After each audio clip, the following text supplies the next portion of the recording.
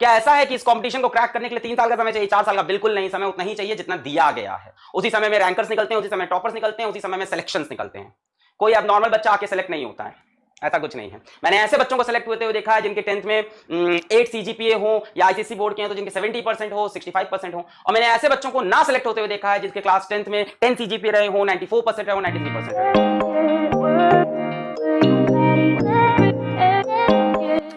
Hello बच्चों, क्या हाल सभी बच्चों के? जय श्री राम, जय श्री राम। बच्चा लोग कैसे हैं आप लोग? बच्चा party, how are you kids? Fine, I am also fine, I am doing good, very good. आपकी तरफ से रिजल्ट कब आएगा? जब आप अपनी तरफ से एफर्ट दोगे। मैं फिर से आपसे बोलता हूं कि लक्ष्य बैच में हजारों बच्चे पढ़ रहे हैं, लक्ष्य बैच में हजारों बच्चे पढ़ रहे हैं, पर सिलेक्शन तो किसका होगा? 0.1 से लेके 0.3% का।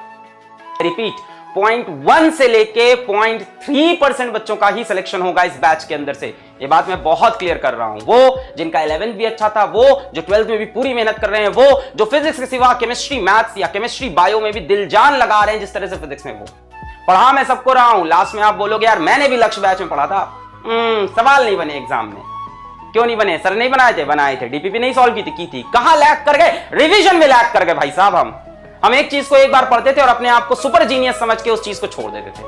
कीप रिवाइजिंग, अपने दिन का एक टाइम बना लो जिस टाइम आपको प्रीवियस चीजों को रिवाइज करना है। Beat physics, beat chemistry, beat biology, beat math, beat English, any subject that you are studying. आप जब इसको ऐसे पढ़ते हो ना, बड़ा मजा आता है, क्लास में बड़ा मजा आ रहा है। कॉन्सेप्ट के बाद कॉन्सेप्ट, सवाल के बाद सवाल, सर एक और न्यूमेरिकल, एक और न्यूमेरिकल, सर डीपीपी भी सॉल्व करेंगे, सर ये भी करेंगे, सर वो भी करेंगे। लास्ट में क्या होता है? I can not revise. मेरे पास इंस्टाग्राम पे इस टाइम भर भर के मैसेज आते हैं, मेरे पास भर भर के मेल आते हैं, सर मेरा सब तैयार था, सिलेबस कंप्लीट था, मैं पिछले 3 साल से नीट की तैयारी कर रहा हूं, 4 साल से नीट की तैयारी कर रहा हूं, मेरा सिलेबस तैयार है, सब तैयार है, मैं रिवाइज ही नहीं कर पाता सर हर बार। क्या ऐसा है कि इस कंपटीशन को क्रैक करने के लिए 3 साल का समय चाहिए, 4 साल का? बिल्कुल नहीं, समय उतना ही चाहिए जितना दिया गया है। उसी समय में रैंकर्स निकलते हैं, उसी समय टॉपर्स निकलते हैं, उसी समय में सिलेक्शंस निकलते हैं। कोई अब नॉर्मल बच्चा आके सेलेक्ट नहीं होता है, ऐसा कुछ नहीं है। मैंने ऐसे बच्चों को सेलेक्ट होते हुए देखा है जिनके 10th में 8 CGPA हो, या आईसीएसई बोर्ड के हैं तो जिनके 70% हो, 65% हो। और मैंने ऐसे बच्चों को ना सेलेक्ट होते हुए देखा है जिनके क्लास 10th में 10 CGPA रहे हो, 94% रहे हो, 93% रहे हो। सिर्फ और सिर्फ एक आंसर है, कड़ी मेहनत, कड़ी मेहनत, जुझारू मेहनत। जब तुम्हें इस बात का फर्क ना पड़े तुम कैसे कपड़े पहन रहे हो, तुम कैसे दिखाई पड़ रहे हो, जब तुम्हें इस बात का फर्क नहीं पड़े कि चाय ठंडी है या गर्म जो हम पी रहे हैं, तब तुम कड़ी मेहनत कर रहे हो। तुम्हारी जिंदगी में जितनी भी फरमाइशें हैं, जितनी भी ख्वाहिशें हैं, सब उड़ गई हैं, सब ओझल हो गई हैं। ना तुम्हें दोस्ती यारी से मतलब रहा, ना तुम्हें किसी से इश्क मोहब्बत से मतलब रहा, ना तुम्हें इस बात से मतलब रहा कि इस टाइम कौन सी सीरीज आ रही है या मैच कौन सा चल रहा है। अभी आईपीएल होने वाला है, हजारों बच्चे हर साल आईपीएल के चक्कर में अपना कैरियर खराब करते हैं। इनर पीस चाहिए तुम्हें अपने अंदर, इनर पीस। तुम्हें कुछ नहीं करना है, तुम्हें सिर्फ स्टिलनेस ऑफ माइंड चाहिए। क्या चाहिए? Stillness of mind. देखो एक बहुत बड़ा अंतर होता है between doing nothing and having stillness of mind. बहुत बड़ा डिफरेंस है दोनों बातें में। Doing nothing and having stillness of mind. Stillness of mind वाला बच्चा भी शांत होता है, डूइंग नथिंग वाला बच्चा भी शांत होता है। But who is doing nothing, जो बच्चा कुछ नहीं कर रहा है, वो सिलेक्शन नहीं पाएगा। और जो स्टिल है, अपनी चीज पे लगा है, इधर उधर कहीं नहीं देख रहा है, किसी और फील्ड में भी नहीं पढ़ रहा है, सिर्फ एक चीज को चेस कर रहा है, दिलो जान से रोज अपनी स्ट्रैटेजी को, अपने गोल को, अपने डेली गोल्स को अचीव कर रहा है, वो सिलेक्ट होगा। कोई एक्स्ट्रा ऑर्डिनरी चीज करके सिलेक्शन नहीं होता है। सिर्फ ऑर्डिनरी चीजों को रिपीटेड वे में, सेम ट्रैक में कंसिस्टेंट होके करना पड़ता है, और कंसिस्टेंसी गायब होती है हम सब में। कंसिस्टेंसी हमें गायब होती है। हफ्ते में 2 अच्छे दिन होते हैं पढ़ाई के, 5 खराब दिन हो जाते हैं। और उन 2 अच्छे के दिन पे, 2 अच्छे दिनों के दम पे हम 2 हफ्ते बिताते हैं कि यार पिछले ट्यूसडे तो हमने 8 घंटे पढ़ दिया था, क्या बात है। उस मंडे तो हमने 10 घंटे पढ़ दिया था। जरूरत नहीं है आपको, आप रोज 6 घंटा पढ़ो, पर रेगुलर पढ़ो। कंसिस्टेंसी बहुत टफ चीज है। I agree, I agree. क्या चाहिए होता है पता है उसके लिए?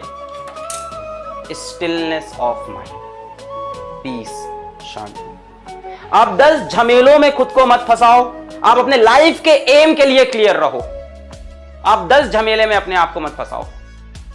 कि वो दोस्त लोग कहां घूमने जा रहे हैं, उसने कौन सा नया महंगा मोबाइल खरीद लिया है, उसके पास कौन सा लैपटॉप आ गया है, उसने जाके फेसबुक पे कौन सा मीम बना के हजारों लाइक पा लिया है, उसने अरे यार ये लाइक वाइक पाने वाले 500 रुपए में बिकते हैं, 500 रुपए में, 500 रुपए दे दो तुम्हारी फोटो शेयर कर देंगे। सब कुछ नहीं है, सब छलावा है, सब छलावा है, सब झूठ है। अपने असली गोल को चेज करो। मैंने तुमसे कई बार बोला है, जितने ज्यादा तुम सक्सेसफुल होना चाहोगे, जितनी तुम्हारी बड़ी डेस्टिनेशन होगी, जितना तुम्हारा बड़ा गोल होगा, उतना तुम्हारा पतला रास्ता होगा। The more successful you want to be, the narrower the path is. वो बहुत पतला रास्ता होता है, पतली सी गली, उसी में ऐसे चलना पड़ता है। ऐसे भी नहीं कर सकते, ऐसे भी नहीं कर सकते, पीछे पलट के भी नहीं देख सकते, हाथ भी नहीं उठा सकते, ऐसे झुक के निकलना पड़ेगा। एक नैरो पाथ है, एक सेट ऑफ रूल्स है जिसको फॉलो करना पड़ेगा। So be very very consistent, very very consistent. Revision is must. बाकी सब तो हम लोग दे रहे हैं। आई होप आप अच्छी जगह पे केमिस्ट्री, बायोलॉजी या केमिस्ट्री, मैथ भी पढ़ रहे होगे। भाई टीचर का योगदान तुम्हारे सिलेक्शन में कितना होता है? मेरे ख्याल से 10% से ज्यादा नहीं होता है, 20%। इससे ज्यादा तो मैं मान ही नहीं सकता हूं। 80% योगदान आपका है। अगर टीचर का योगदान होता तो बड़ी बड़ी कोचिंग में पढ़ने वाले 17,000 बच्चे, 13,000 बच्चे सेलेक्ट कितने होते थे? कितने सेलेक्ट होते थे? 200, 300, 400। वहां टीचर्स हाई फाई पढ़ा रहे थे, एकदम मटेरियल दे रहे थे, एकदम भर भर के, है ना, ये असाइनमेंट, वो असाइनमेंट, ये वो। बस आपके दिल में क्या होता है कि हम तो इतनी बड़ी कोचिंग पढ़ रहे हैं, हमको तो सर इतना अच्छा पढ़ा रहे हैं, हम तो लक्ष्य बैच में सब्सक्राइब है, सारा मटेरियल हमारे पास है, हम पढ़ लेंगे, हम कर लेंगे, हम बाद में कर लेंगे, हम रिवाइज कर लेंगे, हम डीपीपी लगा लेंगे। आप इसमें रह जाते हो। So be very very very consistent. जितना तुम ऊपर जाना चाहते हो लाइफ में, उतना तुम्हें खुद को घिसना पड़ेगा। बिना घिसे, टूटे फूटे ऊपर नहीं पहुंच पाओगे सिंगल पीस में।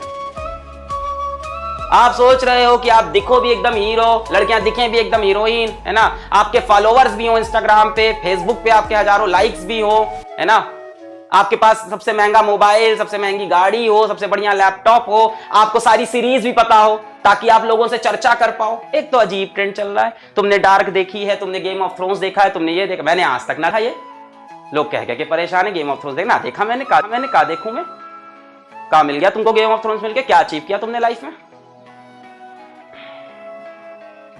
इन सब चीजों में जो नहीं पड़ेगा, जो संघर्ष करेगा, वो पहुंचेगा ऊपर।